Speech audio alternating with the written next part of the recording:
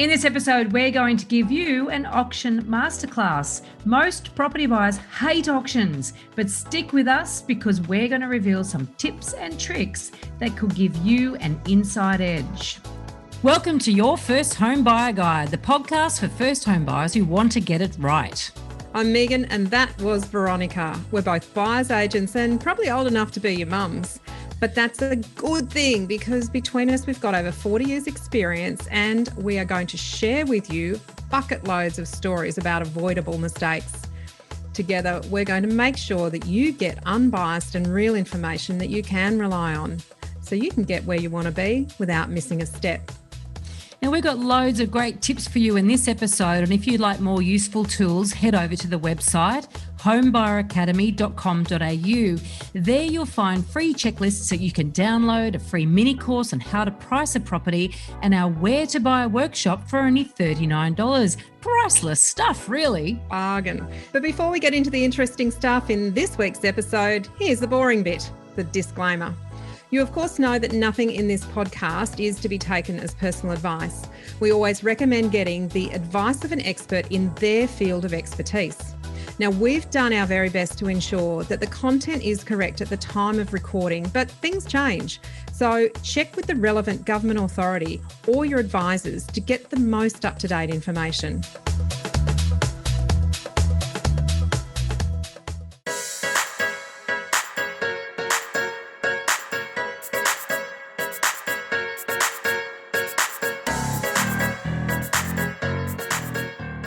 Today, we're talking about possibly my favourite property-related topic, auctions. You should write a book, Veronica. Oh, and on that, I have one. I'll tell you about it later. Now, there is so much psychology around the auction process, and we're going to share some insights with you that will help you see things clearer. Now, let's kick off with why and when auctions are most likely to be chosen as the method of sale. Now, hang on. What is a method of sale? Veronica, quickly, let's go through that. Because I think what module do we cover this in the PACE course? That's right. Well, in the course, Your First Home Buyer Guide, we talk about different methods of sale and how to approach different methods of sale. We're talking just about auctions today. Method of sale is the way that the owner and the agent agree to market the property. It might be private treaty where they have an asking price or an offers over or a price range or make an offer. It might be a tender or for sale by public auction, which does not have a price. But in some states, it might have a price guide. There you go. No, there is method of sale wrapped up in a nutshell. Who needs to do the whole 10-module PACE course when you can get 5-second wrap-up from Megan? So why, the question you were saying that we were going to kick off with was really about why and when auctions are most likely to be chosen. Now, auctions are commonly chosen when there is lots of competition. That sort of stands to reason, doesn't it, that in a hot market or a seller's market, as we often call it, when an owner is selling a property or an agent selling a property understands that there's going to be a lot of people fighting over it, that's perfect conditions for sending the property to auction.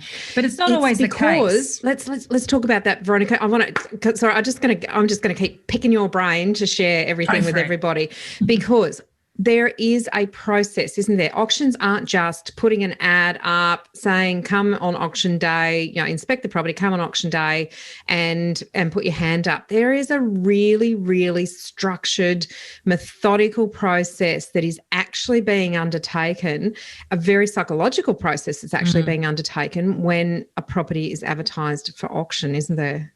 Absolutely. And in fact, as a sales agent, when I was selling, I used to say to people that really the auction campaign isn't 4 weeks like most people think it is. It's a 6-week campaign. And so the thing is that there's a pre-auction phase, there's the actual marketing phase, then there's the auction, and then there's a post-auction phase. So the pre-auction phase is very much around trying to gather some market intel on price so that they can then quote it at the appropriate level that's going to generate the most amount of competition so that then they hold the auction and all of those happy little buyers turn up and fight for it, and then it hopefully sells, hopefully for the agents and the vendor's point of view, sells and goes over reserve and sells at a crazy price, but it might not, which is why the post-auction period is very important, because that's when, if it doesn't sell, it will pass in and it will be then offered for sale at a price. And there's a period of time that a well-run auction campaign will also mean that it's wrapped up within a very finite period of time after the auction date. So there's a lot in that. There is. Let's go back to phase one. All right, let's talk about an owner has a property that they want to sell. They've brought in some agents and they've said to the agents, tell me about how you think I'm going to get the best price. What in this phase is going on? So in this phase, there's this sort of little juggle that's going on, right? The owner wants usually more money than the agent thinks is possible. The agent usually thinks they know what it's will sell for, but they're a bit scared sometimes to tell the owner because they don't want to insult the owner by not telling them enough money. So there's or lose the listing, do they? They don't want to lose the listing right. to another agent that tells the owner a different price, a higher price. Yep. And so in a rising market, little tightrope they walk at that point in time. Very fine, because they don't want an out of control owner who's got some crazy price expectations they've got no hope in hell of getting, and they don't want to manage that owner's expectations too tightly early on, because or too early. That's exactly right. So there's a real balance. And so they've got to go in there, they've got to do their research, but they've got to flatter the owner in terms of how good the property is and how good I am as an agent, that I can get more money than everybody else. There's all that stuff that goes on, right? So the very fact is, and this is where the quoting problem starts. And in Queensland, there is no quoting problem because agents aren't allowed to quote, but they would still... Legislation says no price guidance whatsoever. Do not discuss price. You can do one little thing, which we'll get to a little bit later. Yes. So and in Victoria and New South Wales, South Australia, Canberra, every other area in which there are auctions, there is legislation around how that price guide is to be given to buyers, and also how that measures up with what was told to the owner. And so those two things are meant to line up, but they're don't. They're meant to. We've raced ahead. I want to go back to this pre-bit. So the agent's talking to an owner. They want to sell their property. They want to get the most amount of money. The agent doesn't want to overquote or underquote. Sorry. They don't want to overquote. They don't want to overquote. They don't want to overquote at that point in time, but they don't want to lose the listing. So it's a fine line, and they get the client the seller to sign up to list their property for auction, and then it's full steam ahead. What is the agent preparing for at that point in time, and what from a process point of view and from a psychological point of view, what is this whole auction process about from the selling agent side of things? Because this is important to understand, isn't it? You have to understand what's going on. The selling agent is wanting to find either the buyer that is the strongest and will pay the highest amount of money, and that may be identified prior to auction, or to get them into a competitive situation at the auction so that person rises to the top and pays more than everyone else. That's fundamentally what an auction is designed to do. So in that pre-session, that's really that phase where the dance starts between the owner and the agent. And then the agent will actually, once they've listed it, so there's certain requirements they have before they can actually tell buyers about it. Now, in New South Wales, they're meant to have a contract of sale and a signed agency agreement. Now, I know there's some money involved in that, isn't there? Yeah, the owner has to spend some money getting a contract. A commitment. Yeah. Yes. There's a commitment. Yeah. Also, you can't buy it in New South Wales. You can't buy it without a contract. So that's one of the reasons that they have to have a contract, because I love this house. I want to buy this house and I want to make a good offer, et cetera, et cetera, et cetera.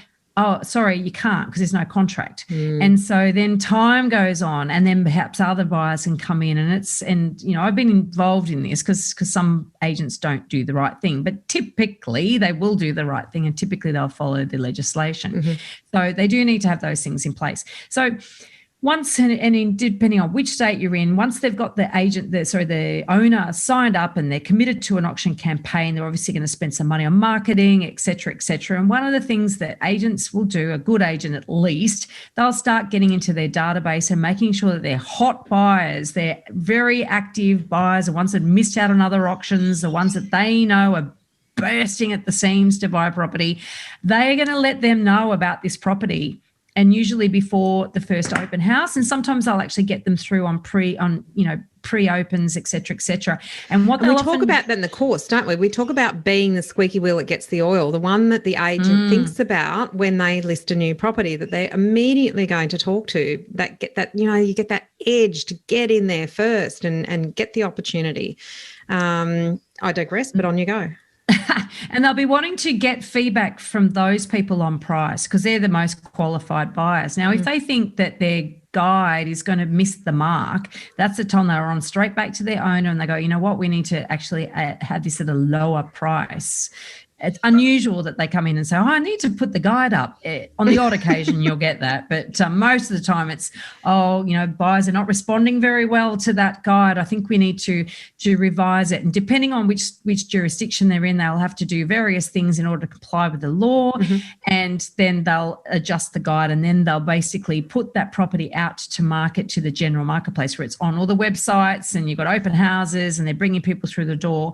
And typically that period of time is a 3-week period before. I want to talk about that guide, Veronica, because I know that you and I, when we were real estate agents and we were trained as auction agents and we were taught about this psychological process, there's a phrase that you have that I think is really important for people to understand, because it helps you to understand how price guides are mostly set. And now, what is that phrase? Quote it low, watch it go. Quote it high, watch it die.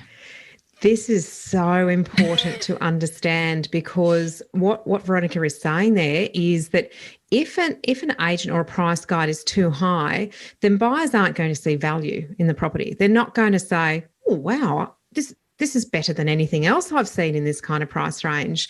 So they won't engage in the auction process. If it's low enough that house looks like exceptionally good opportunity, value and buying to a buyer, then they'll engage in the auction process. They'll actually bring themselves into that emotional process of preparing for and getting ready to bid for an auction. So that's so important, because some buyers just add 10% to the price guide and think that that's what's going to get it. You actually have to understand the prices to see if the price guide actually represents what the property might actually sell for.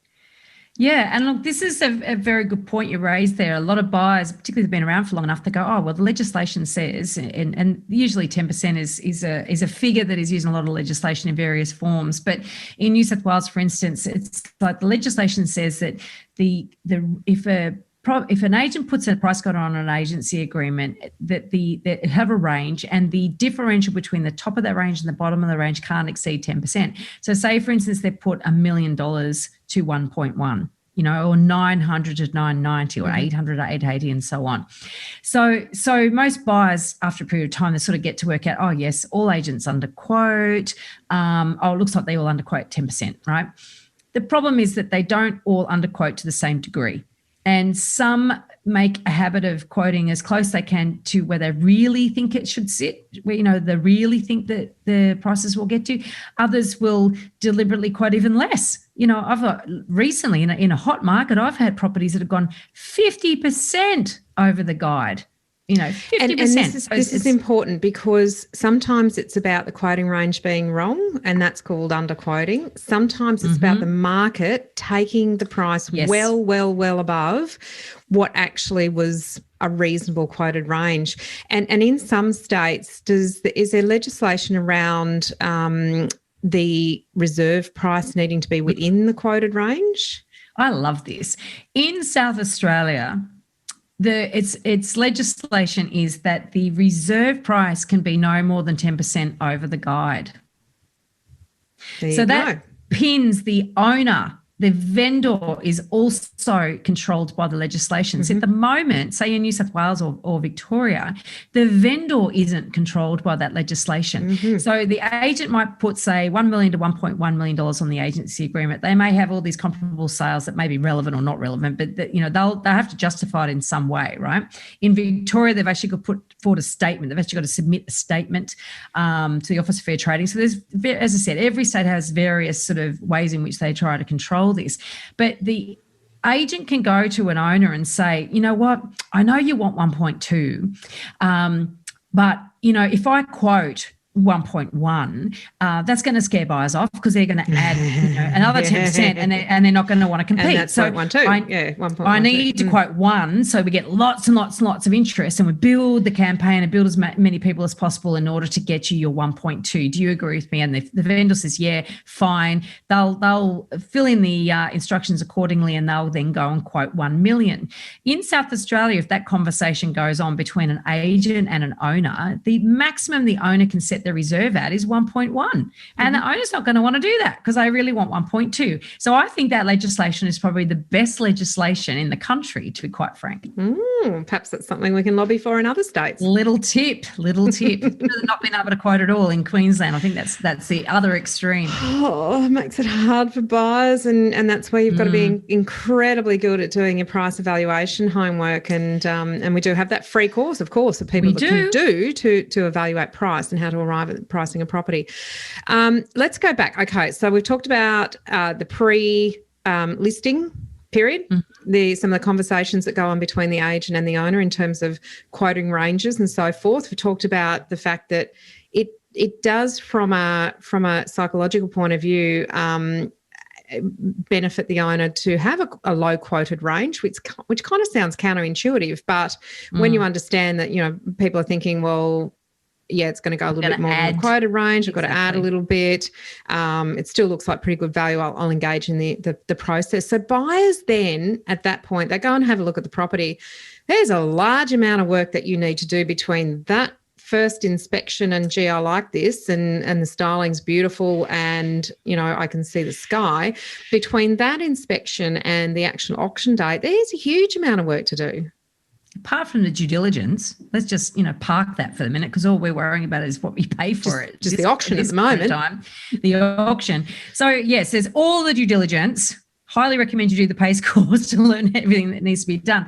But the problem is that most buyers, when they go to auction, they'll probably anchor their pricing or their price expectations along with whatever the agent's been quoting. And given that not all agents quote in a routinely same way, that's very dangerous. And there's quite a lot of variation in terms of the outcomes versus what the agents are quoting.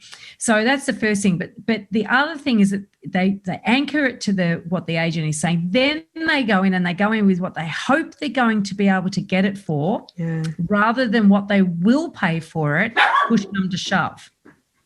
And your dog's barking away there. Totally agreement. That's a terrible, terrible way to go to auction, right?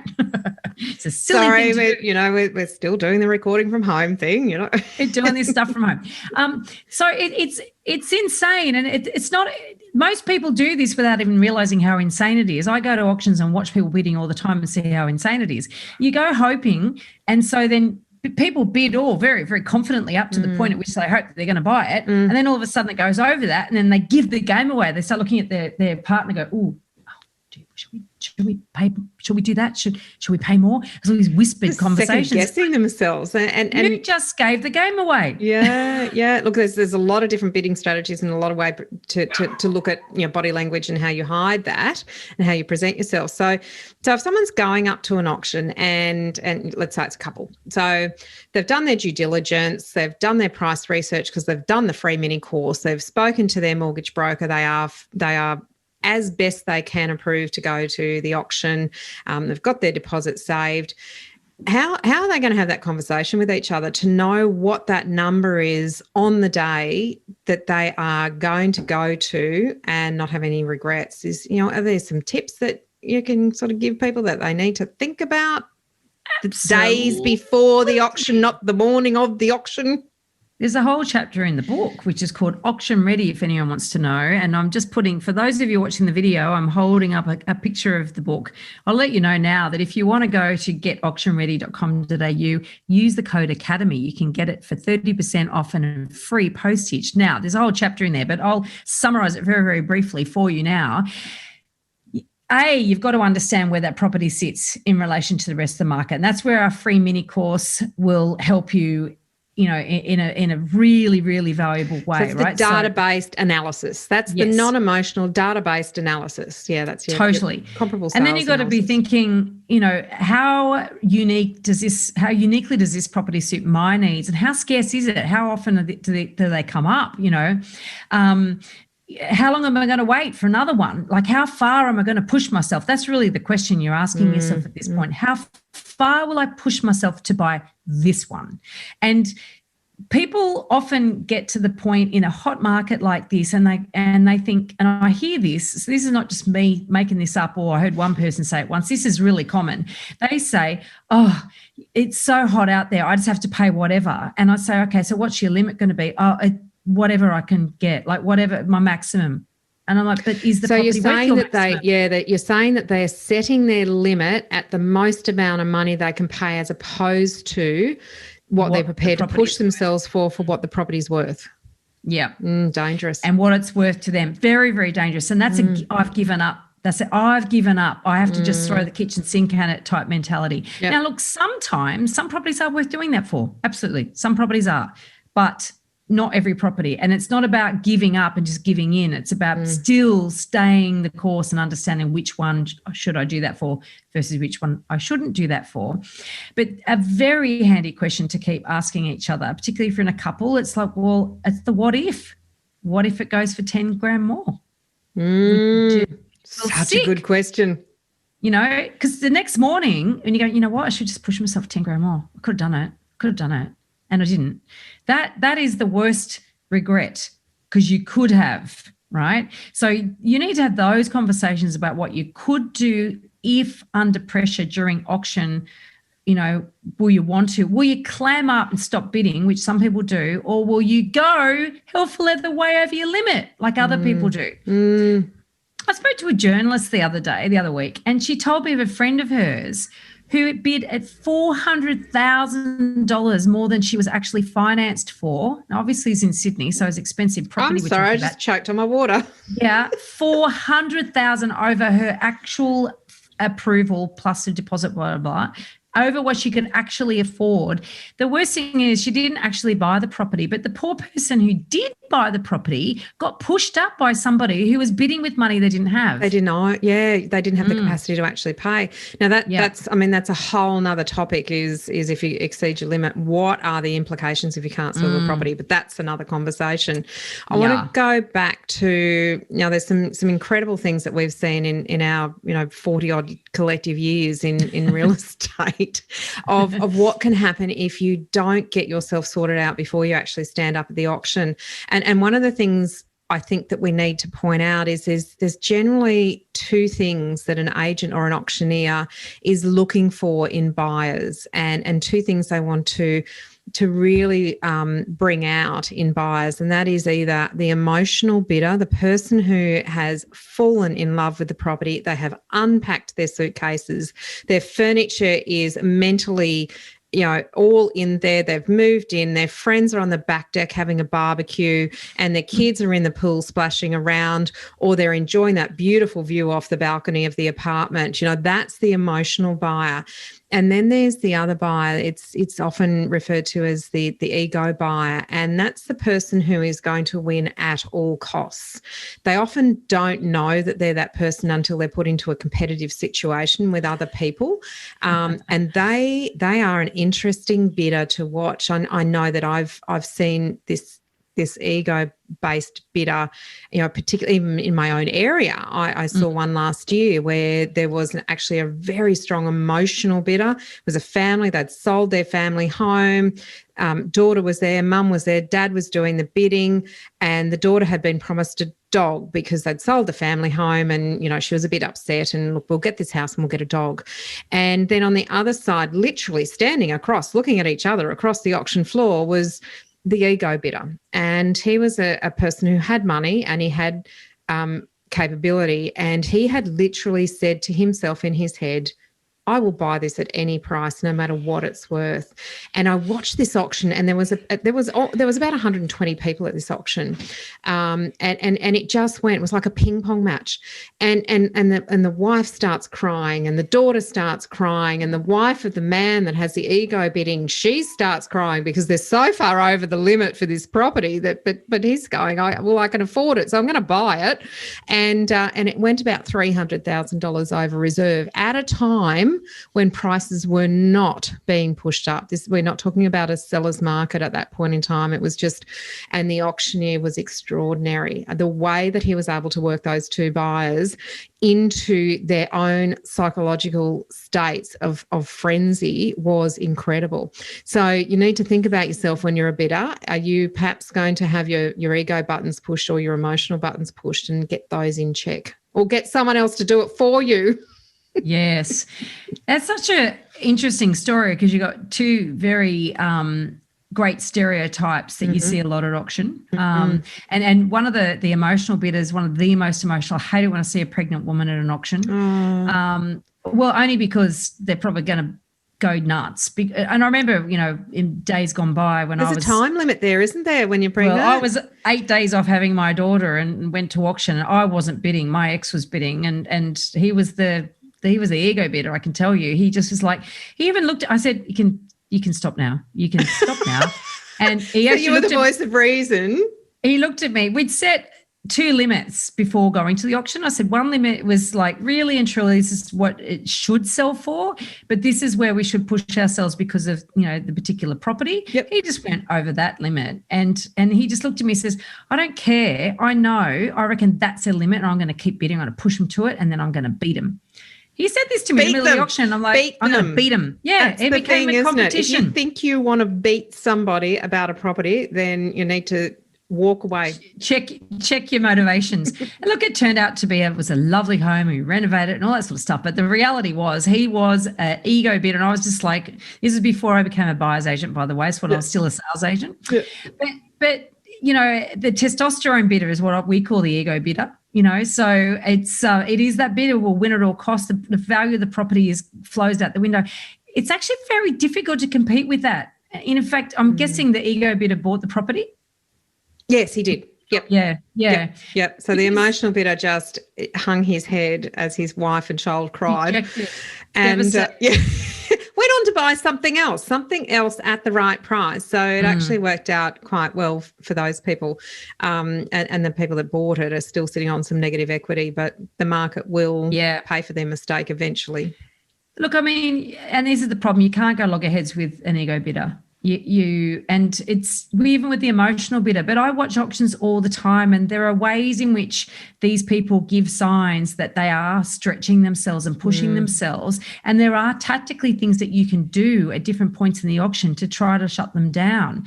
But most people don't do that in an auction, because usually what happens, you start bidding big numbers and it gets sequential, smaller and smaller until you're bidding in 1,000s and 500s, and it's at that point, when you really need to step in and do something different to disrupt the rhythm and the flow and the momentum, which is what the auctioneer has been trying to achieve the whole time. And because it is actually we talk about when we start bidding in an auction, and we'll maybe go into this a little bit more, but when we start bidding at an auction, we want to get rid of those lower end bargain hunters, just going to get emotionally involved and get the run on in the auction. We want to get rid of those with a bid that is actually pretty genuine and is going to tell us who's real and who's going to be there for the end game. I know you have different ways of doing your auctions and how you start them off. That's how we do it. But there is really 3 lots of buyers that agents want to gather and put in front of the auctioneer on the day, isn't there? There's bargain hunters who will start things and get things moving along, and then there's the people who can probably afford the property, in the price range, and they're going to get involved and they're going to get interested. But then there's the wood ducks, who are the people that the agent believes are coming along that have a budget above, that if they think they can buy it at a bargain level, in their mind, they will probably push the price up. So, it's quite a game of gathering these bidders together from the agent's point of view to put them in competition with each other. You got to remember that agents are they're trying to guess what you're prepared to pay as well. But they do have access to way more information than you do. As an individual buyer, quite often buyers don't even know what they're prepared to pay. So how the hell would an agent know? Because I can see it. They turned up to auction. I can tell that they did not expect to bid that high. I can see it. And so all the agent wants to make sure is that there's certain levels, they're testing buyers at a certain level. Okay, good. I've got no resistance, haven't lost too many. Well, I'm going to ratchet it up. And so there'll be the price guide and the underquoting. A good agent will actually still have conversations with you at different price points because they're trying to gauge exactly where the majority of competition is going to be. And that way, if you get an agent that starts fishing around for a pre-auction offer, starting to suggest that you can buy it prior, then usually that means that you haven't given the negative signs around a price that everyone else has, and they think you're the strongest buyer, or they've only got one buyer on it and it's you. So if the agent good tip there. Can you just can you just go over that again, Veronica? Because that's a cracker. Indeed. A lot of buyers, they want to avoid going to auction because they're fearful of auction. It's competitive and it's nerve-wracking and all that sort of stuff. And it is. And they don't want to miss out, right? So they want to avoid that fear of missing out. So in a different type of fear of missing out, but they want to avoid that by making a pre-auction offer. So the agent knows that, and before the auction, there's all this smoke and mirrors. They're the only ones who know how many buyers are really interested. They're the only ones who know whether you're a standout buyer or not. And so if you have an agent that's using, and they will use clever dialogue as well, it won't always be straight up. It will often be cloaked that someone else is talking about an offer. If they do, are you in? And what they're trying to do then is flush out who is serious, right? And so, at what level aren't they? They are. And so the thing is that if the agent's trying to fish for a pre-auction offer, you can be fairly confident they're not as confident as what's going to happen at auction.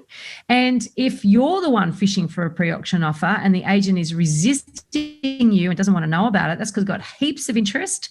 And depending on where you are, if you put in a written offer, they're going to have to increase their quoting, and they don't want to do that. So the pre-auction offer process is, and as I said, there's a whole chapter on that in the book, because it's a process you need to go through to work out, A, whether it's possible, and B, whether you should, and C, what approach you need to take, what tactics you need to use if you're actually going to go down that path. And agents handle those things differently. So it's really important to have that close dialogue with the agent. I hear sometimes people who consider themselves property experts, or those who've bought one or two properties, sort of saying, hold your cards close to your chest.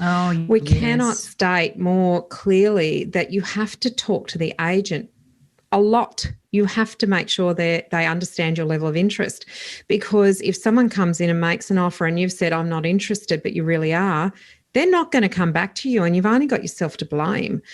They're not mind readers. They're not going to go back to the 100 people that have been through the property in 4 weeks.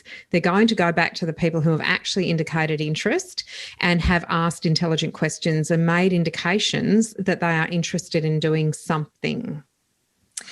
There is so much in this, and it certainly goes beyond the capabilities of this podcast episode. But we just want you to be aware of this at a higher level. If you are in an auction area, we highly encourage you. As I said, you can buy the book. That's a good start. But we highly encourage you to do the whole PACE course, and you'll get a free book. How's that? Because this is not for the faint-hearted. And let me tell you, these agents are clued up. These auctioneers are clued up. They're very practiced. Heavily practiced. They know what they're doing. Trained really well. They know how to read people and behaviour and how to do this process really well. It doesn't mean you should not be a buyer in this process. No. One of our principles, one of our Home Buyer Academy home buying principles is, don't let the process of the negotiation or the process of the purchase interrupt you buying the right property at the right price. So never, ever discount a property just because it's going to auction. All you need to do is educate yourself as to how to be in the best position to buy that property if you can buy it within your capabilities. And I guess that's what we're trying to share right now is, you can put yourself in that position. You may not end up buying the property if someone else is prepared to pay an excessive amount of property in comparison to what it's paid, what it's worth, but you actually can put yourself in a really good position to bid at an auction. Also, that this process that we encourage you to take, particularly with setting your limit, that really gives you the confidence to walk away. Yeah. And walking is a powerful thing. Not in a huff. It's very empowering. It is absolutely, yeah. Yeah, not dejected because you just give up, you would throw your hands in the air, but because you've actually approached it in a really methodical way and really, really backed yourself up with information and research and really thought it through, and you decide to walk away instead of hooking horns with an ego buyer, letting that ego buyer take you past your limit. I think that's the thing. It's actually having the self-control. Yes. To go, I have thought this through. I've followed a process and I feel incredibly comfortable with my decisions. Yep. Yes. I do love it when, I don't love it when our clients miss out on property, but certainly I do love it when when they have missed out and the client says, you know what, I was so comfortable that when you got to the limit and when there was another bid, I was so comfortable at walking away at that price. Yeah. And I think that's a sign of, that's such power in that. And actually even recently I bought a property. We actually bought this one prior, but I've been to auction for a particular client. They missed out. It's a very hot market, very competitive. And these particular properties that we hadn't pushed his budget for and hadn't pushed him on, they all had issues. And the one that he actually bought was the best of the lot, and he got it within his budget. Fabulous. There will be another one. How many times do you say something to a client? There will be another one. There always is. It just may take time, but there will be different compromises, and that's a really important thing. I want to talk about, Veronica, in rooms versus on-site auctions. These are two really different ways of actually auctioning a property, and there's a lot of reasons why agents choose in rooms. That might be in private rooms or within an agency or a function centre or something like that. It might be just a couple of auctions on one night, or it might be a big gala. There might be dozens of auctions on the same day, versus being on site where it's just the property, an auctioneer, and the buyer specific to that property. They're really different environments, aren't they? Look, the in-rooms, to be honest, is I think more about the agent's efficiency than it is about the best method of sale. I mean, as a bidder, I actually don't really like in-rooms as a bidder, and I didn't like it as a seller either, as a vendor's agent.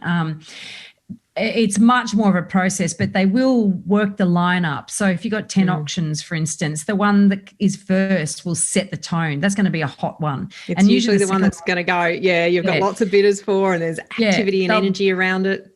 They'll bury the ones in the middle that aren't as hot. They'll move through those really quickly. And the good thing about in rooms is that quite often they will actually move through them very fast. They won't drag them on in a way that will drag on site. So there's a difference in the way the auctioneers behave. So we very much encourage you to go out there and observe different auctioneers, different scenarios. And then on site, each one is its very own event. Everyone's there to see that property. Usually every neighbour. It was interesting during lockdown. Other agents. Yeah. Oh my God. There's agents everywhere. But it was interesting during lockdown when only the people who were registered could actually go to an auction. That was fantastic. It was like, right, okay. It was very real then, wasn't it? The other reason that sometimes properties go in rooms is if there's something about the property that the agent is concerned could interrupt the flow and the emotion of the auction process itself. Now, that might be if there's a lot of overhead playing noise. Noisy neighbour. A noisy neighbour who plays Metallica at odd hours. It might be that it's close to a train line and the freight train might be coming through. So there are reasons sometimes to just dig a little bit down underneath and say, is there a reason that they don't want people here? Because the most emotion that an agent and an auctioneer can produce is actually on site by pointing to the property and saying, you want to be the person who has the keys at the end of this auction. You don't want to be getting in the car and going to the next open houses and wishing that you'd been the one that bought it. So that emotion that can be created in sitting in front of a house or standing in front of a house and actually saying this could be yours is much stronger unless there's something that could interrupt that emotion. So, sometimes that's worth having a look at when you're there at the property too. There's a little bit of insight. Yes. Bidding tactics, dear. Veronica. And then there's one of our favourites. bidding tactics. Bidding tactics. There are so many different things that you can do, and I think that one of the things that's really, really, really good in the book that you talk about, and certainly in the course we talk about a lot, is going to a lot of auctions, because you start to see what other people do, what works, what doesn't work, how auctioneers work, how they interact, what conversations go on when bidding stops. You know, these are such important things to understand, because if you're the person who's going to have the conversation during, you know, if reserve hasn't been reached and they want to negotiate between a buyer and a seller, you need to understand what's going on there and how to use that to your advantage. So what are some of the key bidding tactics that people need to be aware of, both in terms of their competition and how they could and couldn't behave themselves or shouldn't behave themselves? I think the thing that all buyers need to understand is that there's no one size fits all. You know, I've got a whole toolbox of bidding tactics that I will use when I go to an auction. And the reason I will always go with a hypothesis of what I think is going to play out and how I'm going to respond to that. But I also have plan B and plan C. Now, I can do that because I bid at probably thousands of auctions now. I think we might even, no, maybe not thousands, but hundreds and hundreds of auctions I've you've probably bought somewhere around 600 or 700 properties, and majority of those in Sydney are auctions, and you don't buy everything. So I reckon you're up there in the thousands. No, I could be up there. Yeah. And or even just being at That's you true. know, auctions. Observation's really important, isn't it? Learning. Massively. And so there are times where the knockout bid is a classic, and it's a brave bid. That's not for the faint-hearted. That's someone who understands the value and has a good sense of the competition, right? So the knockout bid. So carefully calibrated can be a very, very powerful way to bid. And most agents and auctioneers will tell you that's the way. Tell us about the knockout bid. Do you do it at the start? Do you do it in the middle? Do you wait until the end? I've seen someone really stab themselves in the toe doing it at the end. Yeah, well, you don't wait too late to do the knockout bid, put it this way. The reason you do a knockout bid is to knock everyone out. What's the point of waiting too long? So often it's the opening bid, and usually if there's a decent bottle of champagne, I'll make a big show. Yes, I'll have that bottle of Moe, thank you very much. The opening bid champagne.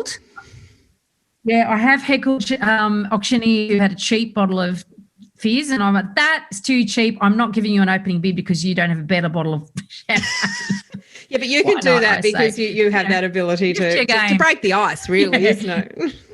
Yeah, exactly right. Most bidders, I understand, probably won't have that same level of confidence that I've got. But the knockout bid, to be most effective, is usually the opening bid, and it's usually designed to go, you want them to, oh my God, oh dear. You know, the worst thing to happen after an opening bid like that, a knockout bid, is that nobody bids. That's really horrible. You think, shit, maybe I went a bit high. It doesn't happen very often that nobody bids. Usually it leaves one other person ready to bid. It's now, that fine line, isn't it? It's that fine line between... Very fine. You know, I guess, Veronica, the thing about the opening bid, if it's too high, the vendor doesn't see that there has been competition to get to that point, and they may actually question, if it hasn't reached reserve, they may question whether they've got the best out of the market. So a big part of what we do is making sure that the vendor, if their reserve is too high, the vendor will come down because they've seen that this is the best they can get out of the market. So the opening bid, if it is a knockout bid, you still need another bidder against you for a little bit so that they can see, well, you did squeeze every dollar out of the market agent. And okay, if I've got to lower my reserve in order to get it sold, then I can see that this is the best. So it's a really fine line, finding how to knock most people out but keep somebody with you so that the vendor, if you have to adjust their expectations and their reserve, and that's a whole another topic. I mean, there's so much going on with that conversation. But it's important that they do see, that they have actually reached the best outcome. Otherwise, you may not get a reserve adjustment during the auction itself. I think what you're referring to there is really one really, really, really, really good reason why, if you hired a buyer's agent that has really good auction experience, you're going to be streets ahead of everybody else, because all the weird stuff that happens, you think, well, in 20 years, oh yes, that did happen once, or something like that happened once, and and we have these opportunities to understand what to do next. However, next best thing, it's of the course, bag of if you do tricks, the right? pace You course. talked about it, yeah, exactly. But you talked about it. It's having a bag of tricks, and you collect that bag of tricks over a period of time, because you see all these bizarre things that happen. Exactly. And bizarre stuff does happen at auction. Yeah, and how to manage it, and how to work with it.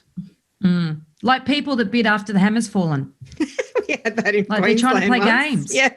I remember standing at an auction, and I actually wasn't bidding at it, but I was interested because it was a neighbouring property to some others that we purchased. So I was a bit interested in the outcome. And this family set themselves up in the middle. It was a beautiful backyard with a north-facing rear. It was a Queenslander on 600 square metres, about 8.5 kilometres from the CBD, family sort of, first home buyer kind of area. And this guy set his family up, and the child was on the picnic blanket, and his wife, and they were playing, and they had their back to the auctioneer. This is all while the auction's going on. It was farcical game playing. And the auctioneer, there was bidding here and bidding there, and it was quite active. And then as the auctioneer, who actually taught, he was the auctioneer who taught me as an agent on auction strategy and how to conduct auctions. He was very experienced man, calling first, second. He'd already called on the market. It was clearly selling. First, second, third call, brought down the hammer. At the point that the hammer hit the piece of paper, which is usually the contract, whack it on the contract, he called a bid. His first bid, his only bid, and it was after the fall of the hammer. And he tried to argue that, in fact, he'd done it before the hammer had fallen, and it clearly wasn't. And luckily, most auctions are recorded these days, so it's very easy to rewind and say, sorry. But so his wife was in hysterics because he had tried to be so clever and so smart that he'd lost them the property, obviously for a price that they would have paid. So you can be too tricky. You can be too tricky in this process. You have to be somewhat forthright but fairly open and prepared to buy the property in a way that is going to get you the property at the auction. You just can't play games that are going to lose you an opportunity. You've ever heard that saying, never kid a kidder? So the guys trying to play games, your real estate agents and auctioneers, that far more experienced, run rings around him. Oh God, I wonder if they're still married. Don't know. Oops. They certainly weren't going to be having a cup of tea that night together. Not a nice drive home. Not a nice drive home. So look, let's face it, not all auctions actually sell under the hammer though, do they? I mean, then there's those that do pass in, and there's an opportunity to negotiate after the auction. The problem, one of the benefits of auctions for buyers is transparency, and that is that it's all out in the open. All all bets are off. This is no more smoke and mirrors. Although there's a fair amount of stuff that goes on, it's transparent. But if it passes in, a lot of auctioneers will say, "Look, you have the first right of refusal," but what they mean is at the reserve price. And so there's no actual law that says that the highest bidder is the only one that can make an offer after the auction. And so I think buyers have to understand that it's a courtesy, not a right. And, most of the time, yes, if you're the highest bidder, you probably will negotiate a deal. And, if anyone's going to buy, it's probably going to be you, but not always. And, I certainly, I remember one particular auction that when I was a sales agent where, these buyers, they just were mucking you around. They wouldn't bid. And they were being a real pain in the neck. Two of them went off to different auctions later on that day, and one of them met up with a friend to go to one, and then the friend said, I don't know why you didn't buy the first house. It's way better than this one. And so she called me and said, I want to make an offer on that house. I went, okay, great. So, let's get things moving. Another buyer did something similar at another auction. They missed out on the other auction, and they decided they should have bid on this one. So I then in the afternoon had two people making offers on this house, and both of them on the telephone, and they had no idea what the other people had offered. Blind, I just kept going, I went to each one and said, right, you got to give me 10 more. You give me 10 more. You give me 10 more. Okay, give me 20 more. They wouldn't know whether I was continuing to push them, and there's no other buyer there even. I mean, I didn't, there was, and we exhausted, and we got to the one that was prepared to go the highest price, and we sold it to them. And that's the agent's job. Happened after the auction. That's the agent's job, is to do that. But if you can't see what the other person's doing, and that's the beauty of an auction from the buyer's point of view, is you can see exactly what the other person is doing, and you can pay $500 more as long as you're within your limit. So, look, the reality is that some sell on the day of the auction afterwards, and in different states and territories, you've got different laws around whether it's still under auction conditions. So like in Victoria, for instance, you've got 3 days before or after the auction to still buy unconditionally under auction conditions. In New South Wales, is up to midnight on the day of the auction. What is it in Queensland? Same, yep. Yeah. So there's a certain period of time where you can buy under auction conditions, and that's, as a buyer, that's in your advantage. That's to your advantage, that vendor gets an unconditional sale. And, so knowing that is very important, but also it might be that, that owner is outrageous in their price expectations, and it comes on the market next week at a price, and it might still be crazy and high, or they might drop it, and then it might actually put on a reasonable price, and all of a sudden there's people actually fighting over it the week after. All sorts of things can happen even afterwards. Yeah. So there's lots of different ways to buy a property, and this is where it's important to know value and not get your ego in the way. If you want to buy that property, keep your eye on the big picture. The big picture is you want to buy it, and you know what price you're prepared to. And you know what you're prepared to go to. Yeah, keep your ego in check and keep your emotions in check. And if you can't, get someone else to do it for you who is a professional, not mum and dad, not your colleague, not your brother that bought their first house last week. Get a professional to do it who knows what they're looking at and what they're doing. Also, get Veronica's book, do the course, Your First Home Buyer Guide.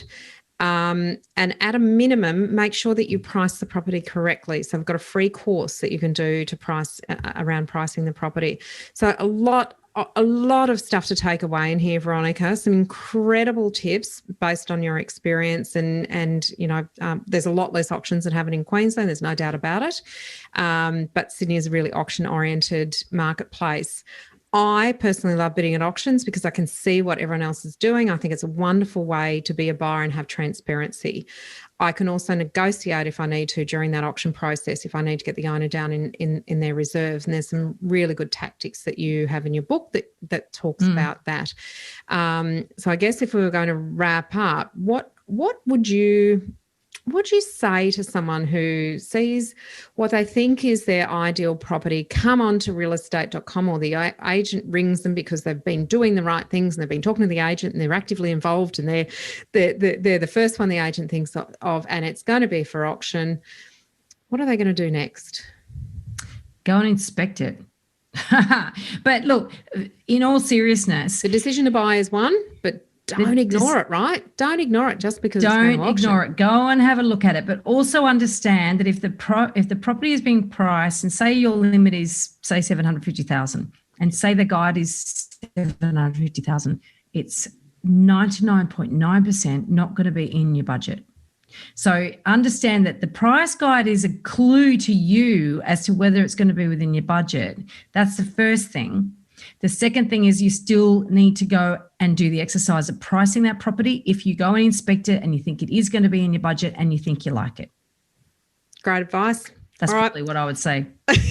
Brilliant. Now, before we wrap up this episode, there's one last thing, because this is released on a Wednesday and this coming Saturday, June 19th, 2021. So I'm sorry if you waited to listen to this.